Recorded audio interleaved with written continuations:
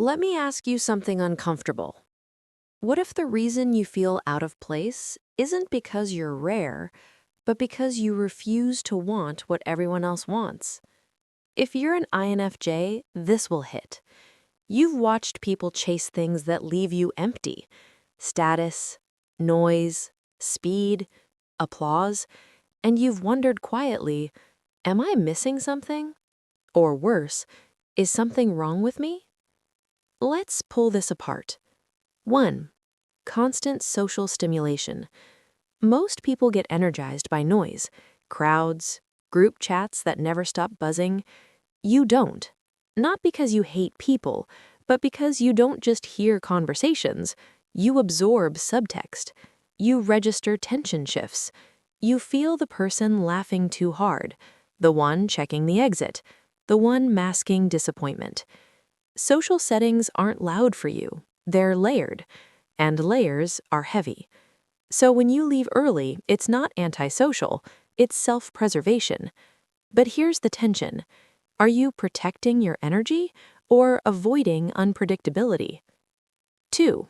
Public recognition. Most people want to be seen. You want to be understood. There's a difference. Applause feels shallow if the meaning behind your work isn't acknowledged. You'd rather receive one sincere message than 100 public compliments, because visibility without depth feels exposing. But here's the paradox. When you reject recognition, you sometimes reject impact. If your voice stays hidden, your insight stays unused. 3. Corporate climbing. Walk into most offices and you'll see ambition measured in titles. For you, success feels internal. Alignment, purpose, integrity. You could earn more, lead more, compete harder, but if the latter leans against a wall you don't respect, you'd rather step off. That's strength, but it can also become quiet disengagement. There's a difference between refusing empty ambition and avoiding responsibility for influence. 4. Spontaneity. Last-minute plans exhaust you, not because you're rigid, but because you simulate outcomes. You think through energy costs. You pre-live the experience before it happens. To others, that's overthinking. To you, it's preparation.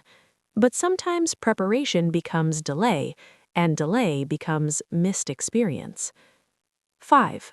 Material status. Luxury rarely impresses you. You see the insecurity behind the brand, the compensation behind the display. While others chase upgrades, you chase meaning. This aligns with the deeper psychological idea explored by Carl Jung, that individuals driven by inner symbolism seek significance, not surface markers. But here's the shadow. If you dismiss material ambition entirely, you risk romanticizing struggle. Money isn't shallow, attachment is. 6. Casual dating. You don't date lightly, you attach with depth. Every interaction feels like emotional exposure. While others enjoy exploration, you crave resonance. You want to know someone's fears, their childhood wounds, their private dreams. And in a culture of keeping it casual, that intensity can isolate you. But here's the hard truth. Sometimes you skip the playful stage, and depth without lightness can feel heavy to others. Connection isn't only intensity, it's rhythm. 7. Endless entertainment. Silence comforts you.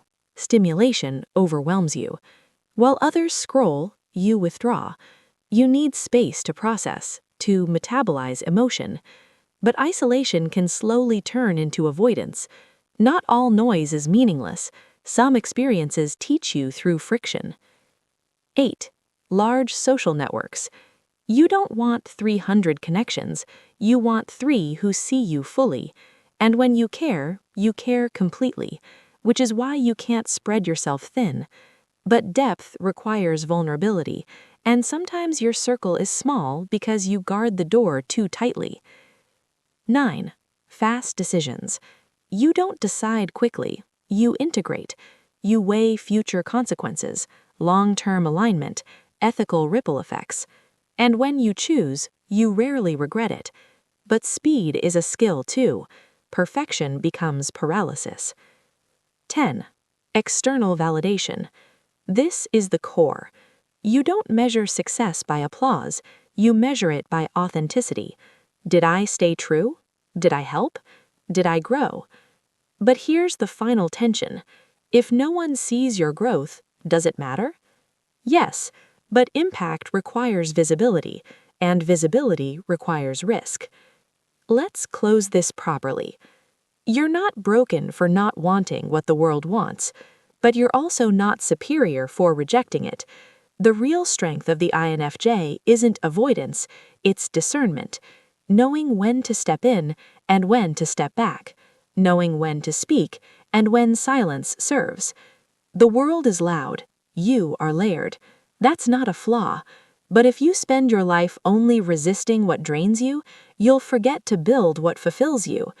So the next time you feel out of step, don't ask, why am I different? Ask, where can my difference actually create value? Because depth isn't meant to isolate you, it's meant to guide you. And when used consciously, it doesn't just protect your energy, it shapes the room.